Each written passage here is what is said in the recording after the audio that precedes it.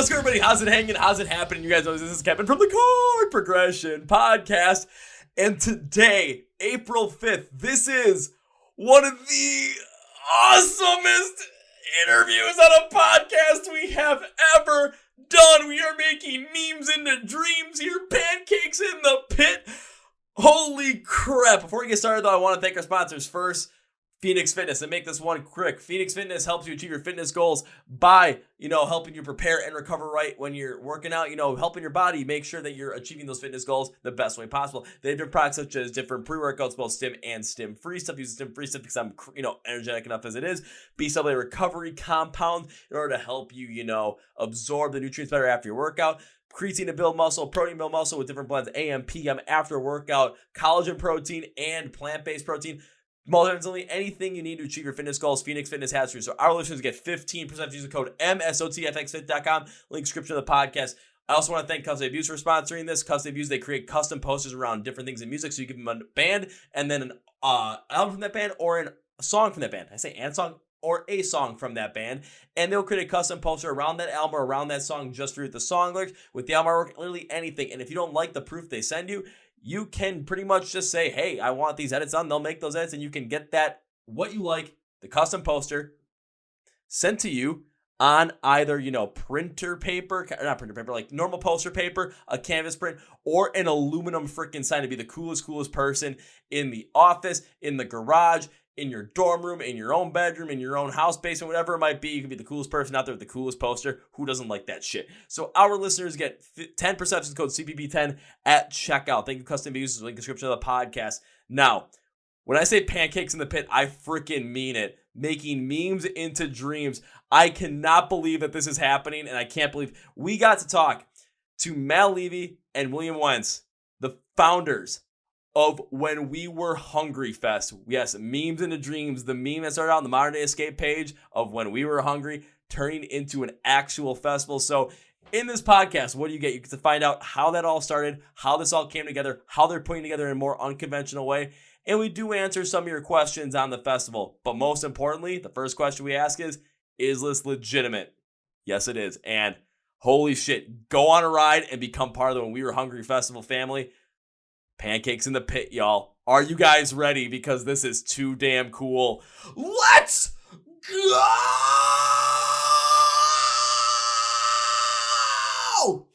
Yeah. Well, ladies and gentlemen, boys and girls, listeners of the Chord Progression Podcast. Pancakes in the pit. You might think that's a joke, but honestly, no, it's not. So here with us today, probably what I'm already calling my most exciting podcast for 2022 because I'm super excited for this. I am here with William Wentz from Modern Day Escape and Mal. Oh my God, I forgot how to pronounce your last name off the top of my head. I am embarrassed right now. Mal. It's Levy. Levy. Oh my God. Okay, I'm William Wentz and Mal Levy, the founders of When We Were Hungry Fest. So Mal, William, welcome to the Chord Progression Podcast, and Mal, feel free to roast me after that one. I will roast the shit. I'm just kidding. It's fine. You're good. I feel like we can't do a roast, like a proper one, unless Snoop Dogg and like Justin Bieber are here. Or like, who's the roast king? Like, who's that one dude that like roasts everybody? He's at every roast and no one knows who he is. Like, you know what I'm talking about? Pete Davidson should be here for this. He's great. Yes. We stand Pete Davidson in this house. Perfect. Well, I mean, we should have had them in there as well. I mean, they would have made the podcast even crazier. You get Bieber, Snoop Dogg, Pete Davidson, Jeff Ross. That's it, Jeff Ross. Ross, thank you. That's what I say. Like, everybody forgets who that guy's name is, but he's actually an icon. So shout out to Jeff Ross. Maybe a little Seth Rogen. Love it. Maybe a little Seth Rogen with just the laugh in there. But jumping into this podcast, of course, when it comes to When We Were Hungry Fest, the first question I think on everyone's mind is this actually happening? Is this a legitimate thing? Because this has been a meme that's been going around ever since When We Were Young Fest dropped. So that's going to be the first question we got to answer for people. Is this a legitimate thing? Well, okay. Here's the best way I can answer this. I don't even have to go very far for this. There is official documents from the IRS, and it's addressed to The pancake is eating it. Yeah, the Let me pancake. background off for 2 seconds. None. Okay, there we go. There you go. Can you see? Oh my God. And yes, It's official, boys. so if we went to the extent of going and getting tax filing information from the IRS, yes. So back to the pancake. Back to the pancake. But so if everyone that's listening out there, everyone is wondering, is We Were Hungry Fest actually happening? They've gone out and got tax filing for this stuff for the IRS.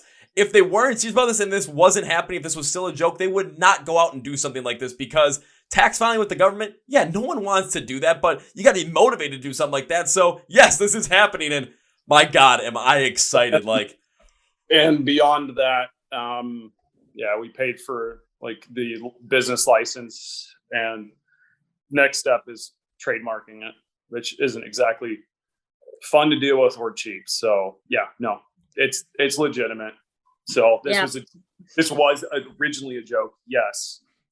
But if the internet has taught us anything, it's that everything is possible. So I don't know, just one thing naturally led to another. So the internet stays undefeated. But I mean, another big concern about this whole entire thing, and a big question is like that people are wondering probably is, how did this all come into fruition? Like, what's the whole story behind this? Because I remember when We Were Young Fest, came out, and all of a sudden especially you, Will, like you started like creating this as a joke. When We Were Hungry Fest, pancakes in the pit, what the fuck is up, Denny's, all this stuff. And I've seen this, progress over time. So I want to know, what's the whole story behind this, so everyone gets to know what actually happened from the joke to where we are now. So I guess I will give you the shortest, most concise answer I can. So as you know, I play for Modern Day Escape. You've interviewed us before. I run the band socials. And when they had announced the When We Were Young festival, this would be like late January, me and my nothing to do with myself at 2 a.m. brain decided to sit down, and I found a picture of a bunch of, for lack of better terms, rejects that wouldn't get picked for the dodgeball team. And I slapped a couple different band names on there.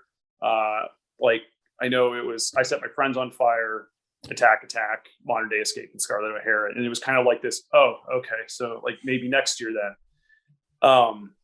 In that one, pretty pseudo viral. And then from there, I had seen that I Set My Friends on Fire was kind of trolling the whole When We Were Young thing too, and joking about how they would just show up in a parking lot. And I'm like, all right, well, what's the next step above that? Well, let's just show up at a freaking Denny's restaurant. And that comment that I had left, I don't even remember where I put it. That one got so many likes that I'm like, all right, well, let's see how more we can drag this out. And then I made the first initial tour poster, and that went super big, because what did everybody think? Everybody thought that there was actually a real thing, not realizing that it was fake. And then the part that caught me, and I was just laughing at, is we had put the I Set My Friends Fire logo on there, or at least one of their logos. And everybody kept tagging I Set My Friends on Fire. It's like, why did they miss you? And so I had to go and make another meme of the, would you just look at it? Of that guy just like literally pointing right at their name on the poster. And like, I couldn't believe it. And I'm not even joking. It was like 100 to 200 people. They're like, why did you guys miss out on them? And I don't know, I don't know exactly how it transpired or what happened next, but Mal commented on it somewhere in there. And she has a lot of experience in festivals and things like that. And so I hit her up and I was like, hey, do you want to actually make this a real thing? She's like, yeah, sure. Why not? So here we are, one step after another, getting ourselves into more trouble every day. Basically, Will's like, you want in on this? And I was like, let's chat. So we've known each other for like a decade. We've been friends for a really long time. And I've known Modern Day Escape for like well over a decade. So these are all old school friends. So I was like, this sounds fun. Cause I was watching the progression on social media. I was like, this is crazy. There's like this cult following building already off of this thing that doesn't even exist. And I was like, you know what? This could actually be a thing. So we got on a call. We were on the phone for like 3 hours, I think. And we were like, all right, I guess we're gonna build a team, and I brought Tyler in, and then we brought someone who should not be named who has since been replaced, and we built a team pretty quick there, and we got moving. And it was like 4 phone calls, conference calls till 4 a.m. for the first couple weeks of it. I'm on the phone, like I've been in the music industry for a really long time. I'm calling like a bunch of bands and agents and managers I've known for 10, 15 years. I'm like, hey, there's this cool thing we're doing and you make sense for it. You interested? And just kind of like creating this thing. And every single person that any of us have talked to about it and being involved, they were like, this is the coolest thing ever. And like, we're not corporate. Like, this is just, a group of people that are coming together with, different backgrounds, trying to make something really epic happen. So it's been, we were hitting like 1 million reach in the first, was it like the first week of the Facebook creation world? First 2 weeks. Yeah. And mind you, when we say that, we're kind of combining different socials. Like for those first few weeks, for sure, the Modern Day Escape page itself, plus the festival pages that were created, I've kind of combined those together because just the way algorithms on social media work, a lot of the traction started with the band page and then moved over. Whether people actually even know who Modern Day Escape is or not, or like us or not, is kind of irrelevant. It's just like, that's where it started. But yeah, and there was something that Mal said to me when we were going over the social numbers, and I'm like, just blown away by this. She's like, you do realize like these are bigger numbers than Rob Zombie. I'm like, wait, what?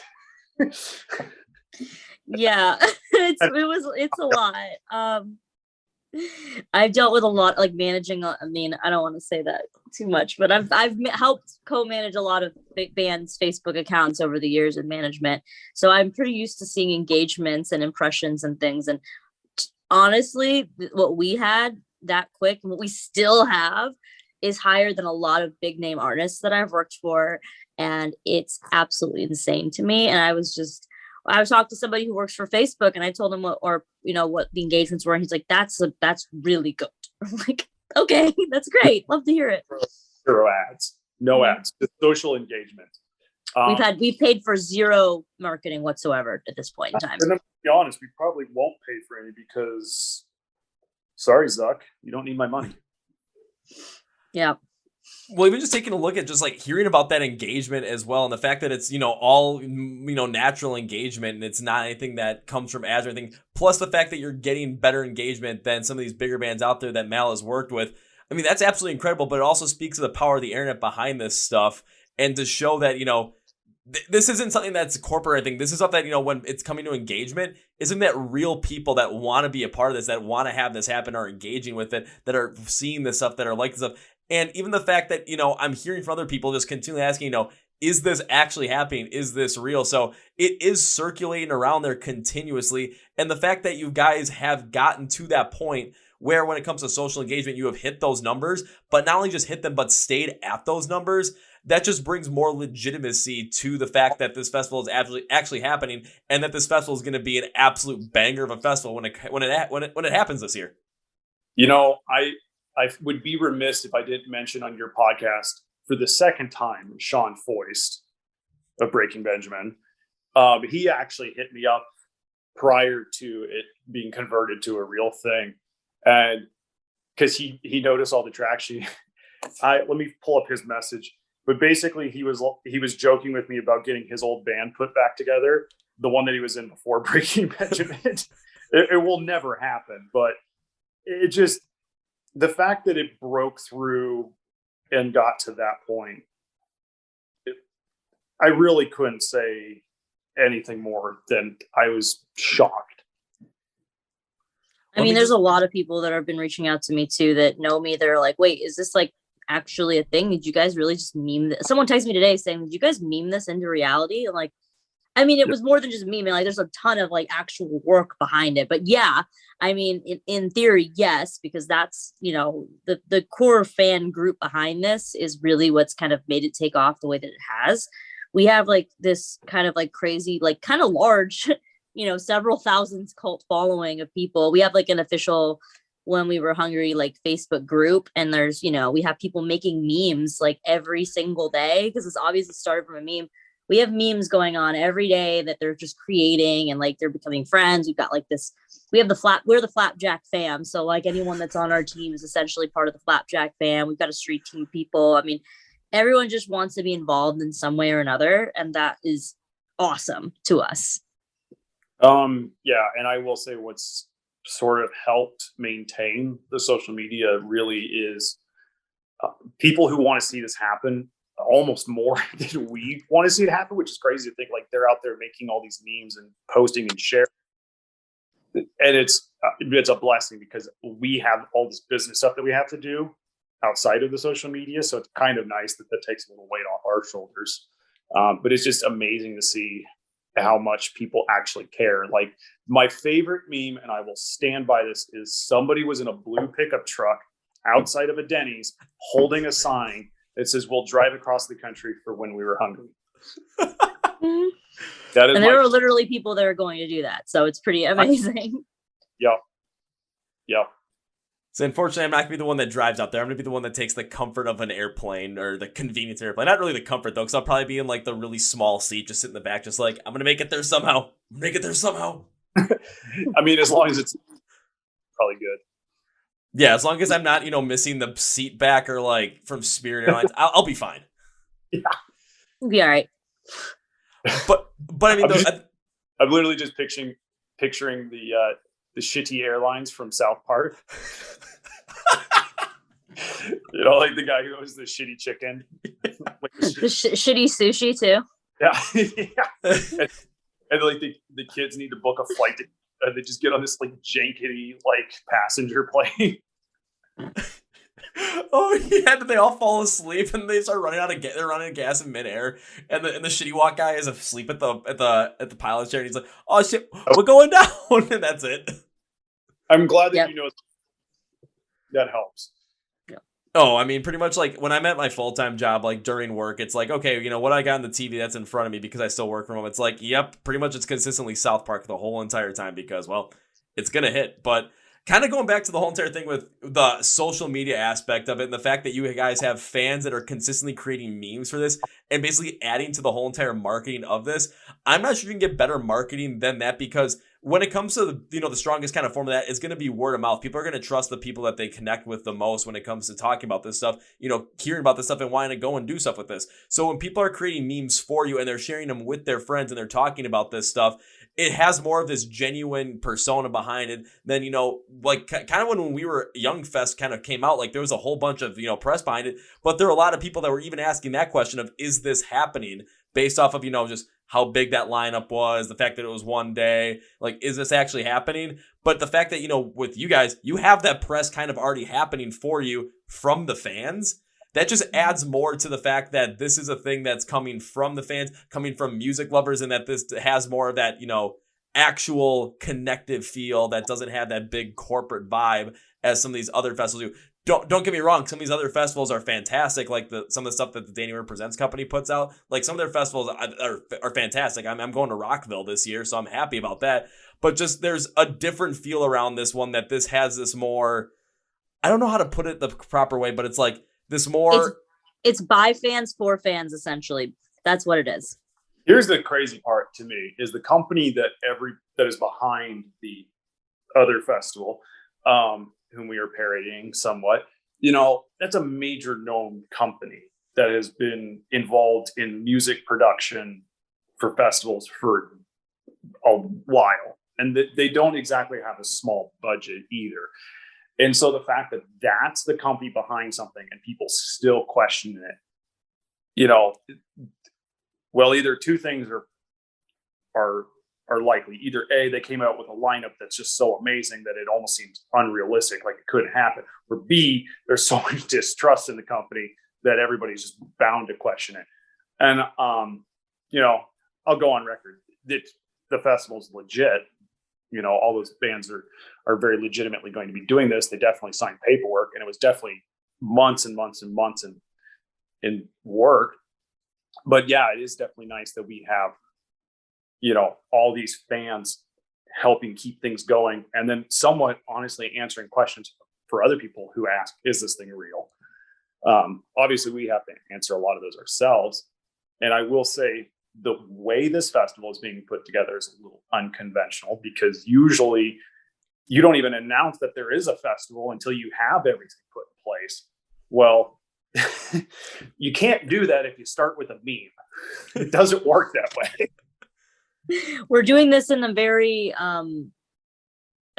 different way. A way that I don't know that anything like this has ever really truly come into fruition. Because I mean, if we came together, Will and I, early on with this, before any memes or postings were done, I can tell you right now, this would have happened completely different. But I'm glad that it happened the way that it did, because honestly, like, Will's socials behind this is what took us here. Like, had he not been doing those posts and making the memes, like, we literally would not be in this place right now. And it's just funny because, like, we're so not corporate. Like, we don't have this major corporation. Like, it's literally a very small group on this team that is doing this. I mean, I'm actually going to be cutting my hours in half for, like, just day job work, just so that I can be doing this more, most of the time, because it is so much that goes into it. I mean, I can tell you we're all wearing multiple hats. Each and every one of us are doing multiple things. I mean, it's usually in the festival setting or in a production company or promoter or whatever. There's certain people that handle very specific things, versus, like, for myself, like, I'm dealing with talent buying, sponsorship contacts, some social stuff, like production conversations, and, like, all these things, and Will's doing X, Y, and Z, and Tyler's and Joe, and, like, we're all doing different things. And it's very much like, when this pays off the way that it is, it's all going to be worth it. And we're just so excited that we're in this place right now. And of course, you're going to have to put this together in an unconventional style, because what other festival came forward from a meme? So it's a completely different thing that's going on. But in that different aspect, though, it does have that, it doesn't have that corporate feel behind it. It has this feel, like you said, it's, by the fans, from the fans, for the fans, all that kind of stuff. So it really comes forward as this thing where it comes forward as a labor of love to everything we love about music, from the, you that are putting it together, the bands that are going to be performing at this, the people that are putting this together on the other ends as well, with vendors, sponsors, all that stuff. And then all the fans are going to be in attendance for this stuff and ready to go absolutely nuts. And especially someone like me, who will probably really take pancakes in the pit literally, and will be in every single pit possible that I can with a handful of pancakes to start out. Will I get through a whole song with pancakes? Probably not, but I'm going to try my hardest to keep his pancakes as much as I can. If I last a minute with pancakes in my hand, that'll be probably, very, very, very well done on my part. I do have to ask right now, please, nobody throw pancakes at the artists, is all I ask. Just no pancakes at the artist, no syrup at the artist, please. But pancakes in the pit is, I'll look the other way for that one. Just have a donation box at the front of the stage. You can drop the pancakes in there gently. Just drop them. Not aggressive pancakes. Appropriate time to say too, like, as we talk about how we are not the big company, how we are very much a small team. Why the name in the first place? And without giving too much away, when I made the initial joke poster that had the initial bands on there that weren't included in the festival whom I was parodying, it really boiled down to two things. Number one, when we were hungry, because when we were young, we couldn't afford the high admission price to go see these bands. We could afford $20, $30 to go to Warped Tour.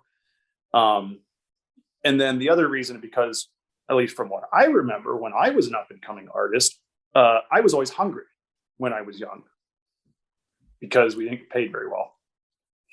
So plain and simple. And, a lot of the artists out there didn't get paid very well either. So, the when we were hungry is, it kind of carries multiple meanings. And I would say there's also this loose parody of my band low key wanting to be hungry for more. Like, because remind you, when I initially started talking about this, I had no intentions of calling my friend Mal that I hadn't spoken to in a while and be like, hey, let's start a festival. Let's do the silliest thing we've ever done. No, it was just trying to create some social media hype on my band's page and get our name out there to a few individuals. I mean, just wasn't expecting this, but here we are. Mm-hmm.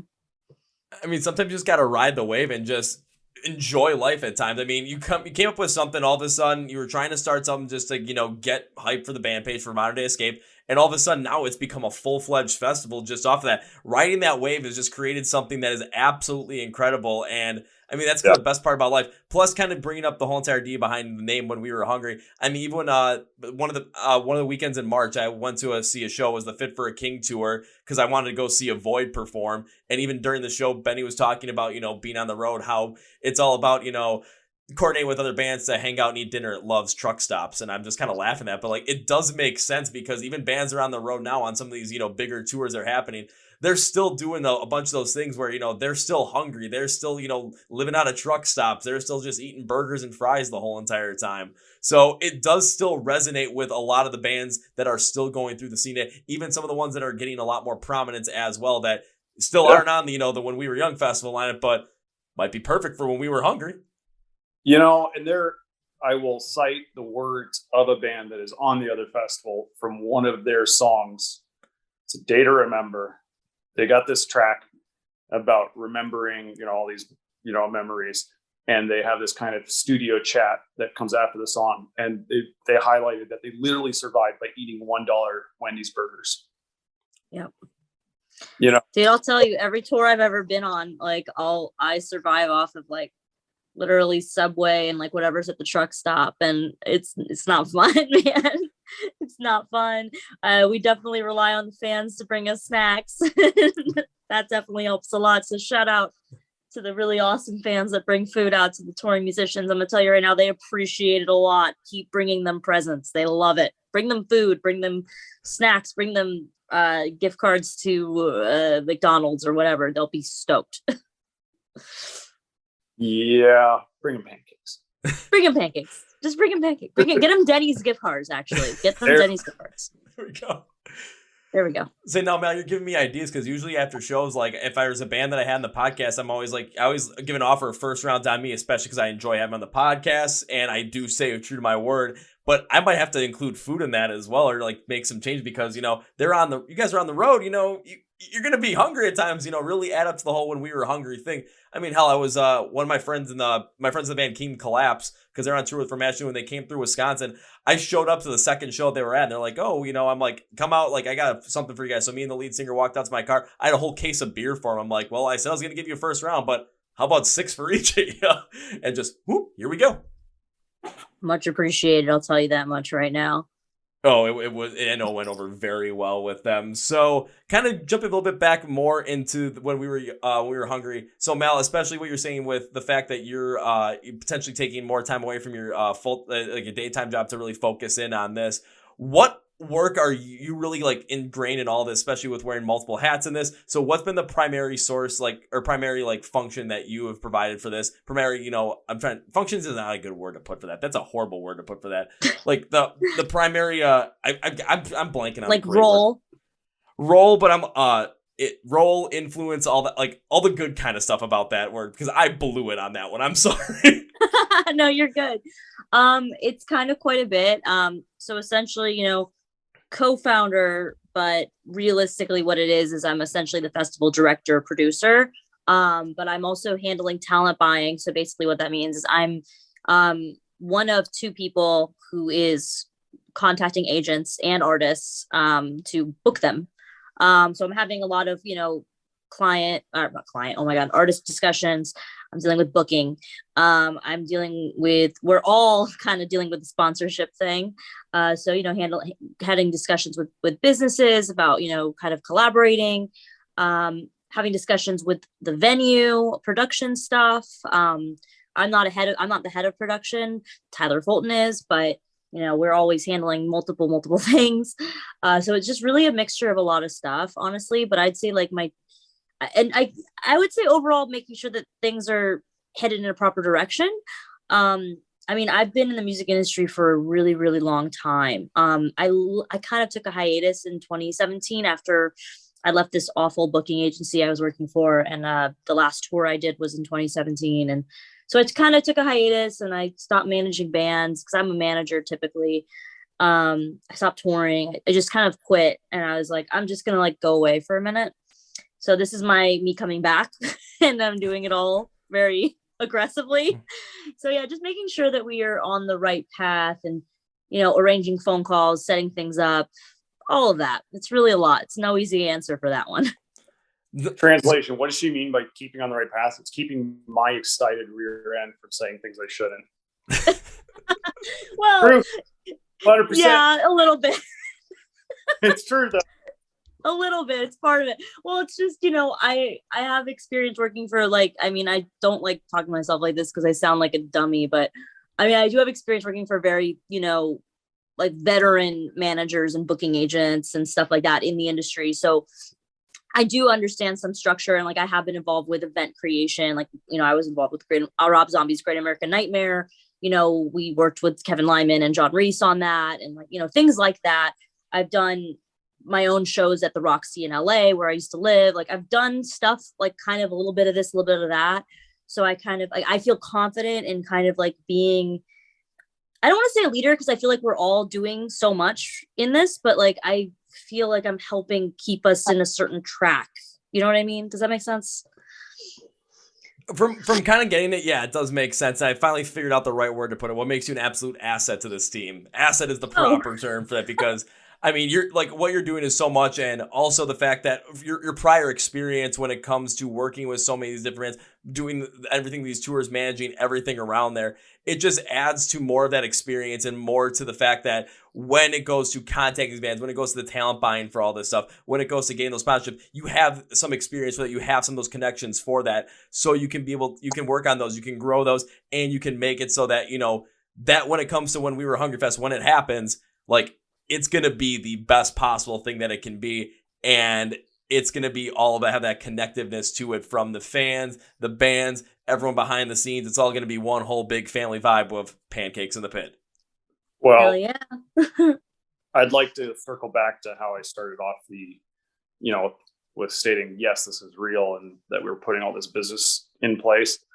We're small and we are independent, but we are absolutely trying to make this something that will happen next year and the year after that and the year after that. And,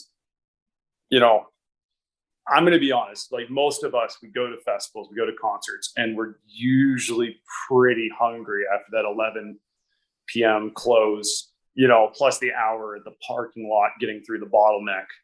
First thing we're doing is we're looking for food. So if it's a festival that's, integrated with that, duh, it just makes sense to me.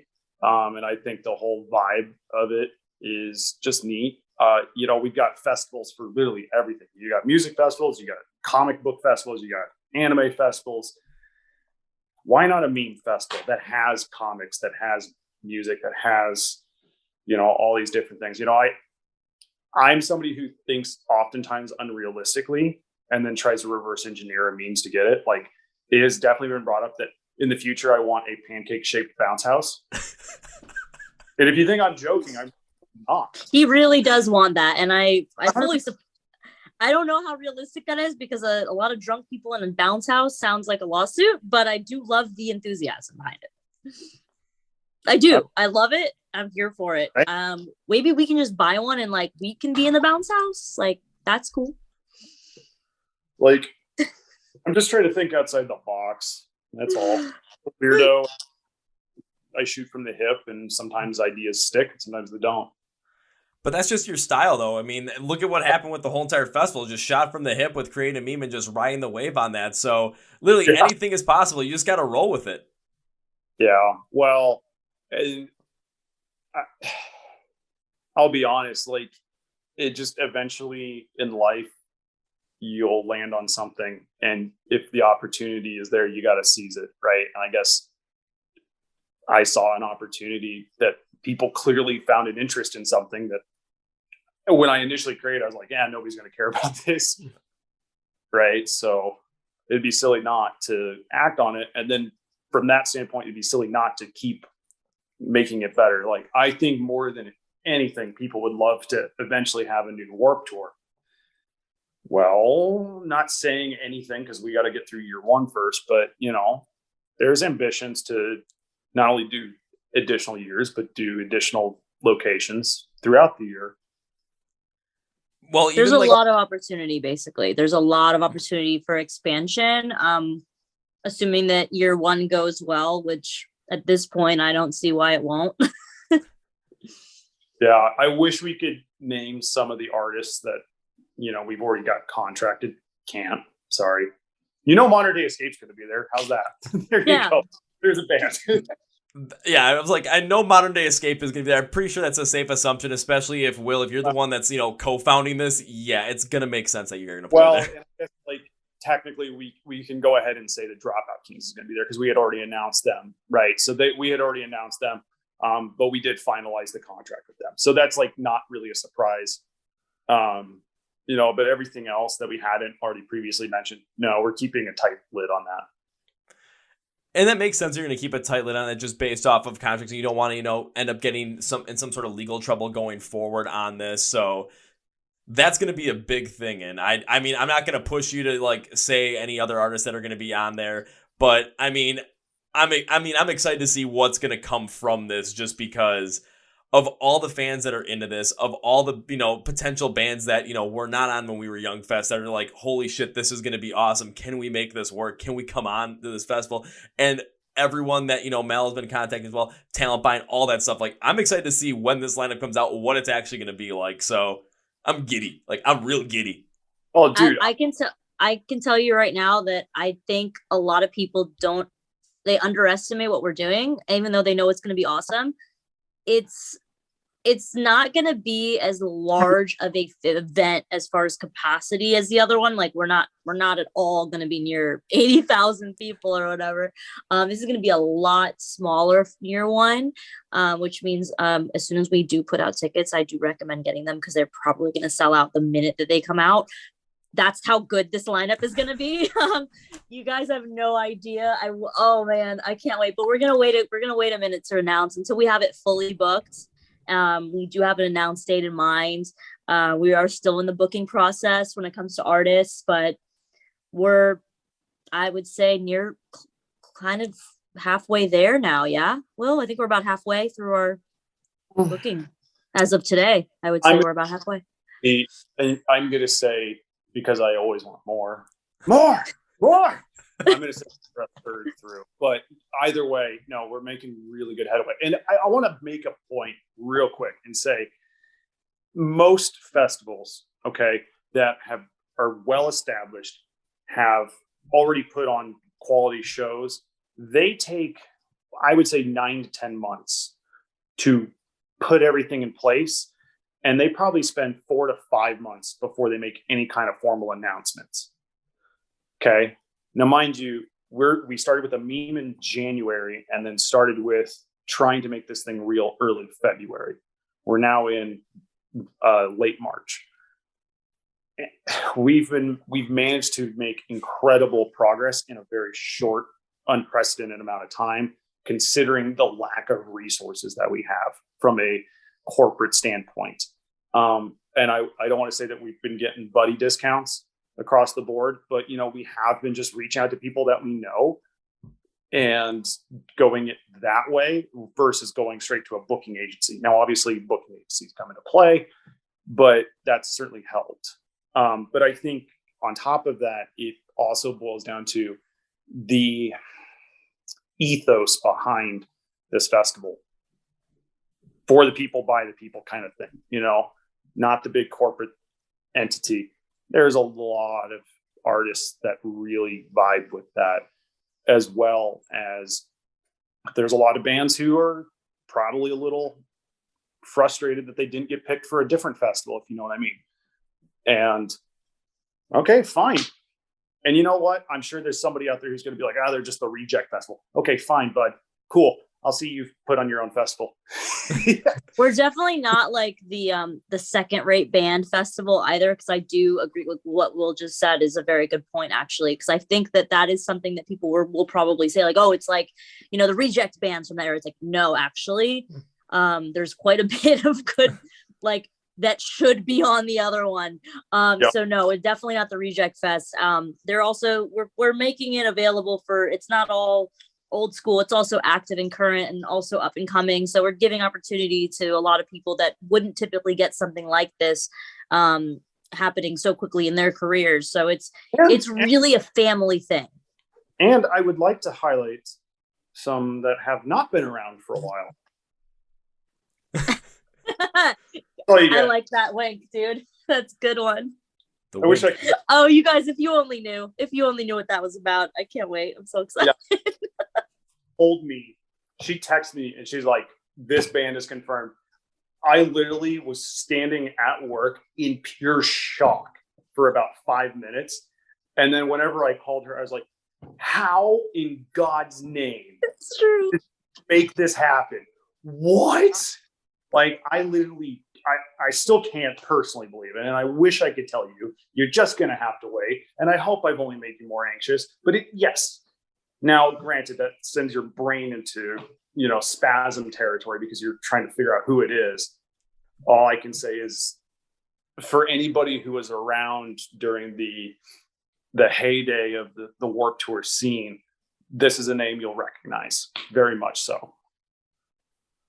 Yeah, my mind is spiraling right now trying to figure this out. I'm not going to ask you who it is because I know you can't say anything, so I'm not even going to try and go through that. But just the fact that you were saying at work and were in pure shock when that was confirmed, I mean, that just basically sends just my mind in a completely different zone of how insane this is actually going to be. And of course, a lot of bands are going to resonate with that, that family vibe, that it's not corporate, that it's, from the fans, by the fans, like with the fan, all that kind of stuff. Like, it's all for the love of music in this instance. And no, this ain't going to be like the Reject Festival. No, because a lot of the bands are great. I mean, if that's the reaction you have from one of the bands that was booked on here, that's definitely not anywhere near Reject Festival territory. Highlight too, we did not contact a booking agent. We did not contact a manager. We contacted an individual whom we knew in the band directly. And they had the ultimate say, like, that was that. And it's just, it's very blessing, or it's very big blessing to us that they found this whole festival to be kind of just a cool idea in general. That's really pretty much how it's been with every band that we've talked to directly. A lot of people are just like, whoa, this is so cool that this is even happening. I mean, it's going to be a much more intimate setting there. And when I say that, I mean, without giving away where it's located or what the venue is or anything just yet. You're going to be able to see everything no matter where you are. So if you're in the very back, you're still going to be able to see the band as if you were, towards the front, which is very intimate, especially for the type of acts that we're going to have booked here. This is a very unorthodox way of doing things, and it is very cool. Yes, we're going to have a limited amount of tickets in comparison to these other ones. We're not adding a third or fourth day. I'm telling you that right now. It is 2 days, October 20th and 21st of 2022. So it's just the 2 days, also with the official after parties on location right after the festival ends. So that is all we're doing there this year. But it is done in such an amazing way. And it's really convenient also for people that are traveling out to When We Were Young Festival, because obviously they have a banger of a lineup. And I mean, I want to go to that. I have a lot of friends that are saying we're going to go the whole week because obviously Vegas is a destination place. Of course, people want to go early. Well, now, hey, book your tickets a little bit earlier because you have 2 more days of festival to have. And, with 2 different price points, probably going to be not breaking your bank to add those extra days. So, that's all I'm going to say about that. Yeah. And it was something that recognizing that you're a first year festival and that you're limited in capacity to the venue sizing that you can do your first year. We knew we couldn't charge a whole lot anyway, but besides that, we wanted to make it reasonable. And, to that point, every festival out there always, like all of them, they have buy-on slots that, smaller bands who may not normally get a chance to play a festival pay money to play a slot, usually earlier in the day. Like anybody else, we're going to have those. And no, we're not going to charge anywhere near as much as other people, because we don't want to, in my mind, scam smaller bands. Mhm. I can't give everybody an opportunity, but the ones who do get it, I don't want them to go broke trying to make a name for themselves. It's hard enough as it is. No, Yeah. I'll say, just being honest about that. I mean, that really shows a lot more about the values that both of you share, and the values that the festival share as well, where you understand that, you're sharing the fact that, you're going to have those spots because, yeah, in the business sense, that does have to happen, but you're not going to overcharge these bands, so that if they do have to do those pay on spots, where they're going to be able to pay those and still make it out to the venue and still not, break the bank, because it's in Vegas. It's not going to be cheap to go out there, especially if you're, a band that's, from the Midwest, from the East Coast, from the Southeast. If you're a band on the West, it's a little bit easier, but it's just not, it's a travel distance, and then there's logistics behind all that.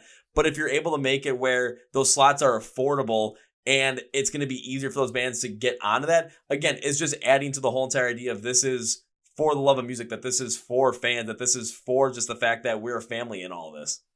Well, and then granted, again, I can't, and we can't do everything that we want to do, but we had a long discussion about, like, obviously what bands do we want to go after, what sponsors do we want to go after, but we also discussed, like, what nonprofit organizations do we want to try to negotiate working with, and whether or not we get all of them. We put a lot of thought process into it, because we feel like, okay, if we're going to say these things, let's put some action behind it, and, like, we want to do a food drive.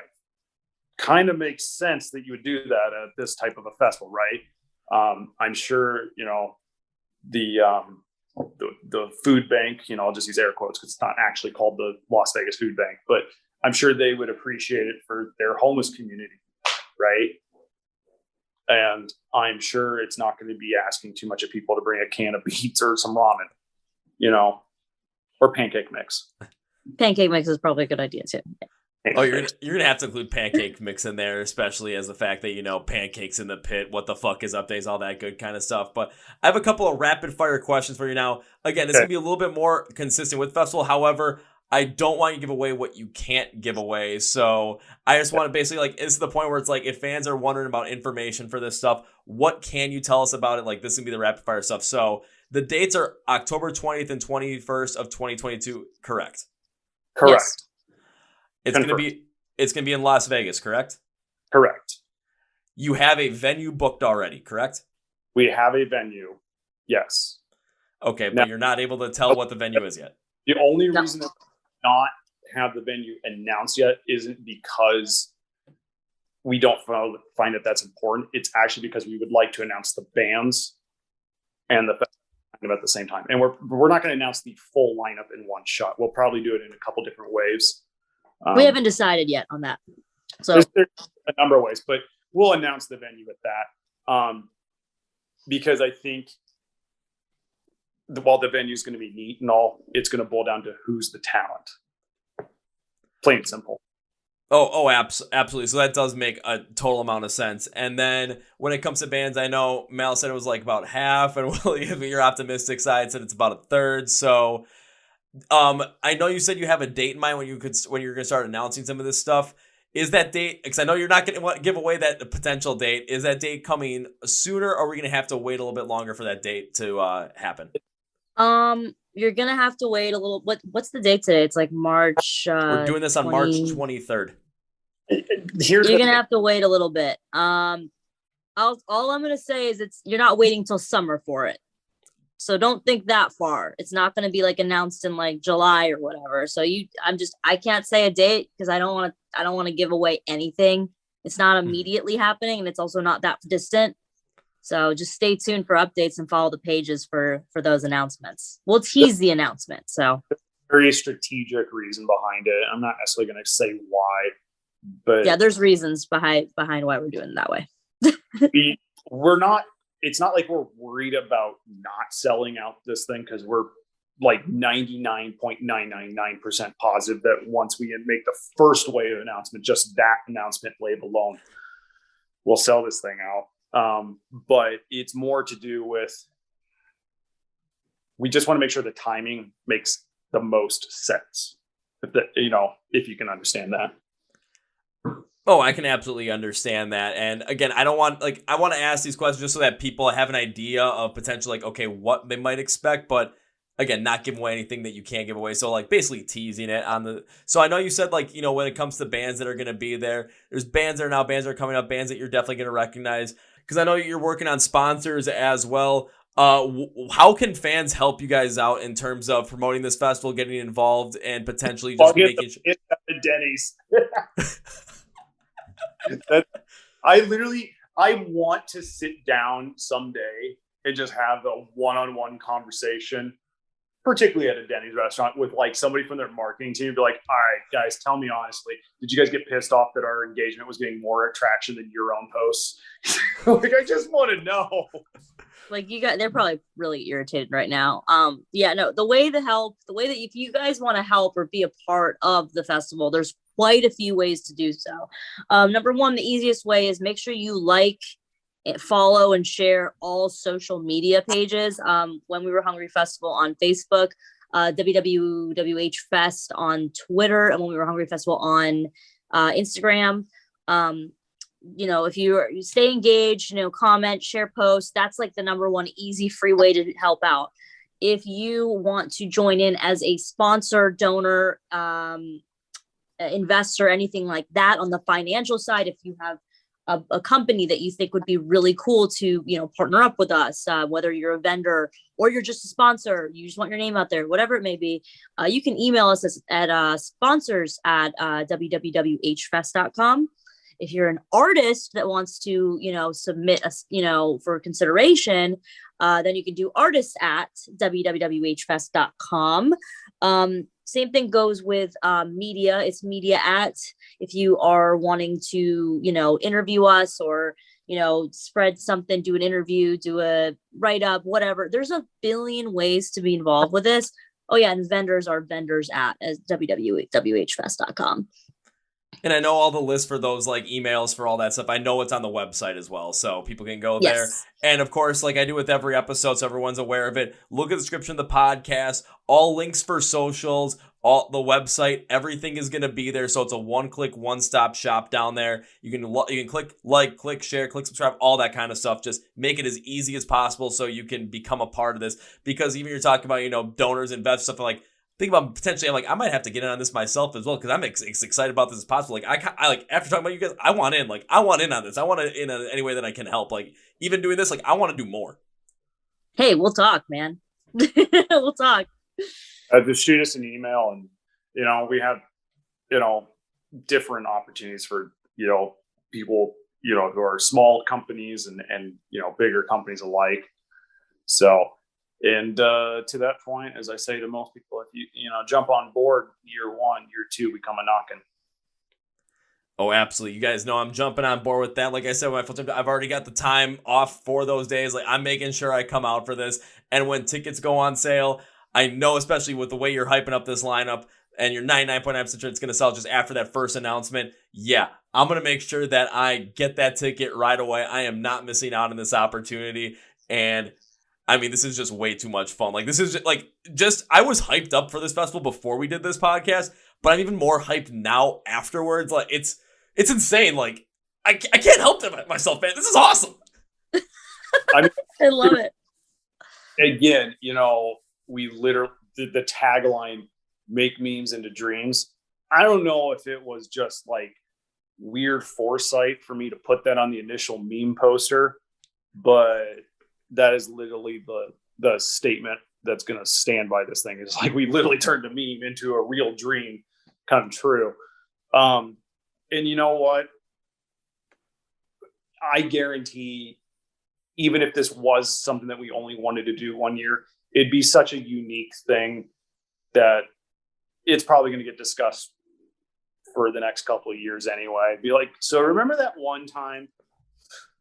Remember that one time that these people, bullied and memed corporate companies into making a festival happen. Remember that one time? I do want to clarify one thing, just because I know it comes up a lot. Due to certain, no, we will not be including, unfortunately, the What Is Up Denny's crew. But we will be including an individual who we have permitted the right to say that at the festival, and they can be the only. And no, this is not taking place in a Denny's parking lot. I'm surprised that people are still actually messaging us asking that. But no, this is definitely going to be in a legitimate venue. If we do that, we probably would do that. However, while I appreciate people sending me screenshots of Google Maps of the Denny's on the South Las Vegas Boulevard that has a big open parking lot next to it, unfortunately, due to certain laws and regulations, we can't just use some vacant lot that Denny's doesn't own. So, well, on paper it works.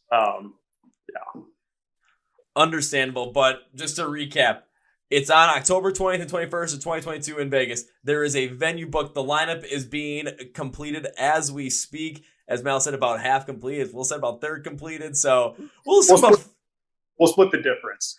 We'll split the difference and call it 41% completed. There's sponsors coming in. There's a chance for everyone to get involved with this stuff. And you're going to want to follow along with them on social media. And you're going to want to just keep talking about this stuff, because when it happens and when those tickets come out, you're going to want to get them as quickly as possible, like myself, because you're not going to want to miss out on When We Were Hungry Fest, especially in year one. You're not going to want to miss out on this. Agree. Strong agree. We have a syrup chugging contest. Oh my God. Like in Super Troopers? Yes. I'm not saying that it is going to happen. I'm not saying it won't happen, but I may or may not attempt to chug some syrup while performing. Oh, dear God. Put it out there. Just don't puke on the patrons. Well, that's all I ask. On the patrons, but it actually helps coat your throat when you're screaming. So, okay. I'm not bad. I mean, if you puke off stage for some reason, if it's directed, all of a sudden it's going to end up probably directed. All of a sudden I'm going to be like, I got puked on by Will. Well, what that? Oh, it's the syrup thing? Okay, we're good. So, fun story about puking on stage. Doesn't involve, but Bert McCracken was begging to get, what's his bucket from Goldfinger that recorded their first album? John Feldman. Yeah. Thank you. He was begging John Feldman to record them, and he's like, nah, not interested. And I think that they were playing a show at like the Troubadour or like one of the smaller venues in LA. And Feldman decided to go see him. And Bert was just like going nuts on stage, and then like went off side stage, puked, got back on stage, and just kept going. And I guess that was like the quintessential moment that made Feldman go, these guys actually have it. Up on stage, puked, and went right back out there like nothing happened. So who knows? Maybe I puke on the side stage, and Feldman's like, "Hey, here's $100,000 recording session." Hey, why not? John Feldman, give me a call, man. Let's talk. Give him a call, John Feldman. Alrighty, well, golden pancakes. Goldfinger, gold pancakes were good. It could easily happen. So, Mal, Will, again, thank you for doing this. Thank you for being on the podcast. I can't wait to, see what happens with festival. I can't wait to be in attendance in October. I can't wait to be the one in the middle of the pit with pancakes, because I'm going to try and pull that off as best as I can and hold on to those pancakes as long as I can. Hell, I might be in the middle of the pit, giant circle pit. I might just go in the middle and just start eating pancakes until someone hits me. It might happen, but I'm going to do my best to get as many people to know about this festival, to get as many people interested in this festival, and get as many people hyped about this festival as much as I can. So, you just gave me a brilliant idea without even realizing. No. Because the festival that we're doing it has a very large grass area. I want to paint a gigantic pancake on it, and that's where the circle pit is. That's a great idea, actually. I love that idea. We need to have that discussion tomorrow, by the way, because you guys heard it here first, because I'm totally into that idea. Like, just thinking about that, like the actual pit pancake. Love that idea. That's a great idea. Memes into dreams, baby. Memes into dreams. This is how I get to pancake bounce houses, man. literally how it happens. It'll happen. It'll easily happen. Well, Will, Mel, thank you once again for doing this. Will, this ain't gonna be the only time we have you on the podcast again, because it's the second time you're on here. I want to talk to you again about this, along with you, Mel, along with modern day escape stuff. So we'll do this again as it gets closer, potentially. Some new music that's coming soon, you know? Oh yeah, I'm waiting for it. Yep. So, Mel, Will, as we close this podcast, this is not goodbye, because I'm going to stay in contact with both of you throughout this festival thing, because I want to be a part of it as much as possible, along with the fact that you'll see me there in October. So this is not goodbye, my friends. This is see you later. Hell yeah. Well, folks, that was my interview with William and Mal, the co-founders of When We Were Hungry Fest. Once again, When We Were Hungry Fest is happening out in Las Vegas on October 20th and 21st of 2022. Be sure to follow them on all their social media platforms. Be sure to, get in touch with them any way you can. On the website, all of the different email addresses for inquiries are all there. Everything's all there. And to connect them, you can just go to the description of the podcast, find When We Were Hungry Fest online. All the links, labels, everything is going to be there. One click, one stop shop for you to become a part of this festival, become part of the family. Again, for fans, by fans, with the fans, everything all about the fans, and no corporate backing. This is just, turning memes into dreams, baby. Also want to thank you for watching the Chord Progression Podcast or listening to it. You can follow us on Facebook, Twitter, Instagram, and the Tik Tok, or TikTok for all you people out there. I just like to say Tik Tok because it sounds a little bit better. Also, you can subscribe to our YouTube channel where we are posting all of these podcasts in video format for you to watch and to enjoy. On the other hand, as well, you can also listen on Spotify, Podcasts, iHeartRadio, and Amazon. All the links are in the description podcast. So like, share, subscribe, tell your friends, tell your family. If you're already subscribed to the podcast and liking our stuff, a huge thank you to you. If you are not subscribed and this is your first time listening, welcome. Fantastic to have you here. Love the fact that you're here. And please like, subscribe. If you don't, it's okay. Just glad you stopped by. So thank you to our sponsors, Phoenix Fitness, because they've used their links and their promo codes are in the description of the podcast as well. Turning memes into dreams, baby. Pancakes in the pit. Find me at When We Were Hungry Fest in October in Las Vegas. Yeah, I'm going to be there. I'll be in the middle of the pit with pancakes, baby.